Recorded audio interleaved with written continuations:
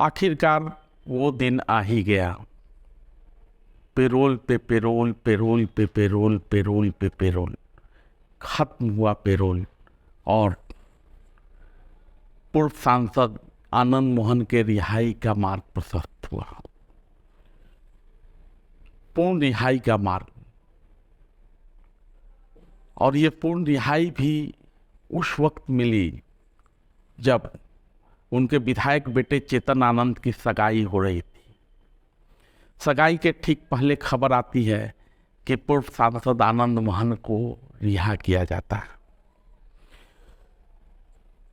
घर में जश्न का माहौल। लाखों समर्थकों तक आनंद मोहन के रिहाई की सूचना। उन समर्थकों को ऐसा लगा जैसे उनके बरसों की मुराद पूरी हो गई, जो कि तमाम आलोचनाओं और अपमान सहते हुए भी आनंद मोहन के रिहाई के लिए संघर्ष कर रहे थे। इस बीच आनंद मोहन के विधायक बेटे चेतन आनंद का सोशल मीडिया पर एक पोस्ट आता है। इस पोस्ट के जरिए चेतन कुछ सवाल उठाते हैं और कहते हैं, पापा की रिहाई एक पार्टी ने रोकी थी, आज वह खुलकर उनकी रिहाई का विरोध कर रही है। जब तक सरकार में थी, पापा के निकलने का रास्ता थामे बैठी थी। जाहिर है चेतन का इशारा किसकी ओर था? उनका इशारा भाजपा की तरफ था, क्योंकि भाजपा के आईटी सेल के प्रमुख अमित मालवीय ने आनंद मोहन की रिहाई की खबर आने के बाद एक ट्वीट किया था, जिसमें उन्होंने कहा है कि आरजेडी के चालों के सामने घुटने टेकने के लिए नीतीश कुमार को शर्म आनी चाहिए। बसपा प्रमुख मायावती ने भी एक ट्वीट किया, कहा आनंद मोहन ने एक दलित अधिकारी की हत्या की थी और उनकी रिहाई से जनता में गलत संदेश जाएगा। आनंद मोहन जी को हम बुरा आदमी नहीं मानते हैं। आनंद मोहन जी अच्छे हैं। दूसरा लोग चाहे जो समझे, उन्होंने कई किताबें लिखी है और उनकी बातों को हम देखते हैं तो ऐसा महसूस नहीं होता है कि वो क्रिमिनल नेचर के आदमी हैं। तो वैसी परिस्थिति में कानून में जो संशोधन किया है उसका क्या रिजल्ट होगा, ये इसके बारे में हम नहीं कर सकते, लेकिन आनंद मोहन जी के बारे में कर सकते हैं कि आनंद मोहन जी के छूट जाने से गरीबों का सर्वनाश होगा, गरीबों पर बड़े अत्याचार होगा, ऐसा मैं नहीं मानता। अमित मालवीय के इस ट्वीट से पहले ही, जैसे ही आनंद मोहन के रिहाई की खबर की पुष्टि होती है, एक रणनीति के तहत गोदी मीडिया, और मंगरुआ उसे बाबा जी मीडिया कहता है, ने यह खबर चलाना शुरू किया और लोगों के व्हाट्सएप पर यह संदेश भेजने शुरू किए कि एक राजपूत नेता आनंद मोहन के रिहाई के एवज में 8 यादव, 3 कोयरी, 2 पासवान, 4 मुसलमान सहित 27 कैदी रिहा किए जाएंगे। साथियों, आनंद मोहन का विरोध हमारे लिए कोई नया नहीं है। लालू यादव की सरकार ने निर्दोष आनंद मोहन को जेल भेजा। नीतीश कुमार ने आनंद मोहन को अपना मित्र तो बताया, समय समय पे उनकी रिहाई की बात भी की, लेकिन निर्दोष आनंद मोहन कारावास काटते रहे।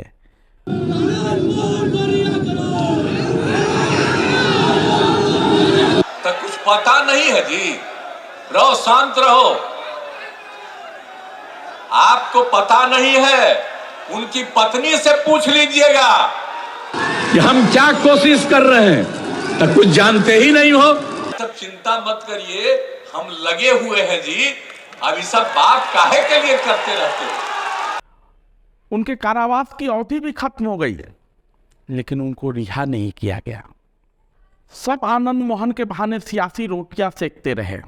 भले ही यह कहा जा रहा हो कि बिहार सरकार ने प्रावधानों को बदलकर आनंद मोहन की रिहाई का मार्ग प्रशस्त किया है, लेकिन सच्चाई यही है, नीतीश कुमार जब सियासी तौर पर घिरते हुए दिखाई दे रहे हैं, चेतन आनंद राजद से विधायक हैं और आगे की बैतरनी पार करने के लिए आनंद मोहन का साथ जरूरी दिखाई दे रहा है, तो रिहाई का रास्ता बनाया गया। सच्चाई तो यही है। कौन नहीं जानता, जेल में बंद आनंद मोहन को देखकर हर क्षत्रिय, हर राजपूत का आत्मविश्वास कमजोर होता है। वो अक्सर ये सवाल पूछा करता था कि आखिर आनंद मोहन जेल किसके लिए गए थे? क्या आनंद मोहन अपने परिवार की लड़ाई लड़ रहे थे? क्या उनका खर्ची घटा था? और तमाम तरह के सवाल उसके जहन में उभर रहे थे और ये उभरते हुए सवाल उसके आत्मविश्वास को चोटिल करते थे। यही कारण है कि जब भी वो शिक्षों में बंद आनंद मोहन को देखता था तो अपने अंदर कुछ टूटन महसूस करता था। और उसी का परिणाम है कि एक सुर से विगत 14-15 सालों से लगातार ये मांग उठाई जा रही है कि आनंद मोहन को रिहा करो, आनंद मोहन के साथ न्याय करो। है क्या कोई ऐसा नेता? भारतीय राजनीति में दूर दूर तक मंगरुआ को कोई ऐसा नेता नजर नहीं आता जो कि जेल में बंद हो और उसके रिहाई का स्वर भारत के अलग अलग हिस्सों से उठ रहे थे। आनंद मोहन को रिहा करो। अब आनंद मोहन तो रिहा हो गए हैं,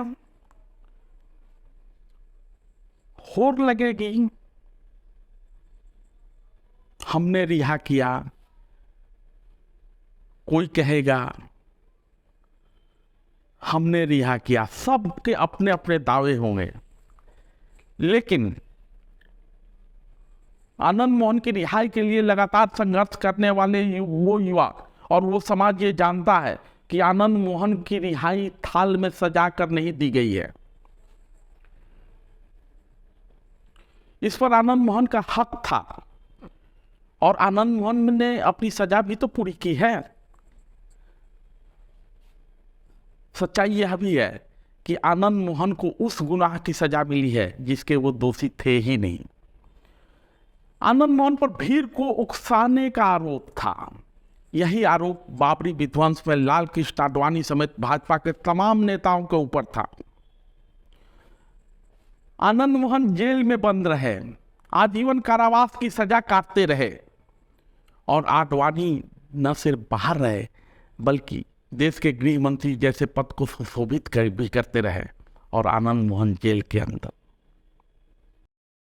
आज जो आनंद मोहन को हासिल हुआ है वो लाखों कार्यकर्ताओं के संघर्ष की बदौलत, न कि किसी की कृपा दृष्टि से। आनंद मोहन राजनीतिक व्यक्ति हैं। रिहाई की मांग पूरी हो गई है। रिहाई के बाद उनको क्या करना है ये वो तय करेंगे, लेकिन आनंद मोहन की रिहाई लाखों करोड़ों की जन भावनाओं से जुड़ी हुई थी और जो मिला है इस पर उनका हक था। धन्यवाद।